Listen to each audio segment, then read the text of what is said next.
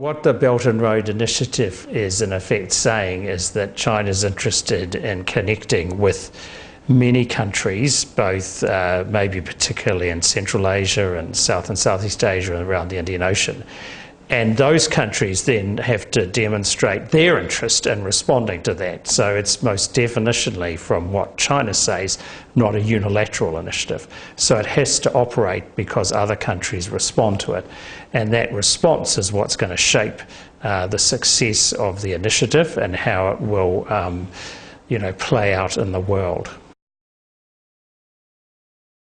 Well, New Zealand's obviously been following the development of the Belt and Road Initiative for quite some time, and it's been a very significant initiative for China. So when Premier Li Keqiang was coming to New Zealand, we had a lot of discussion with Chinese departments and Chinese officials about what might be the outcomes of that visit. And one of them was to have a memorandum of arrangement on the Belt and Road. So in that we had a series of topics which we were talking about, but most importantly we said over the following 18 months, so from March 2017 through to 18 months after that, we would discuss how we would take that further forward.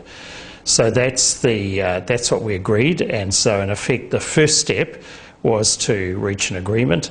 The second step was then, which is the one we're in now, is of course to then work out what particular detail we would put into that framework and into that construct. Well, it's probably too early to say. I mean, this is a beginning of a process which may in fact take some years, if not longer, to reach its full potential. So what New Zealand is looking for when we are interested in these arrangements are both opportunities for New Zealand businesses, but also ways and means in which the welfare of New Zealanders generally will be increased.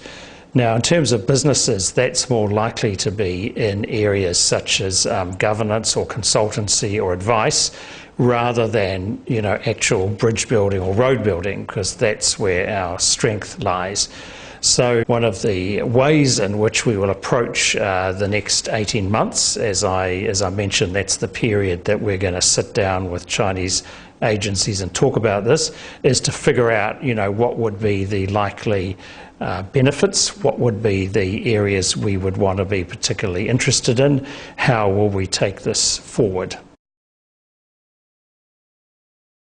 If I look ahead and think about the connection between the Belt and Road Initiative and New Zealand and the South Pacific, I would imagine it would probably be in a similar sort of vein, whereby you would bring together New Zealand expertise, Chinese expertise, and the needs or the requirements of the South Pacific countries and undertake or develop a project.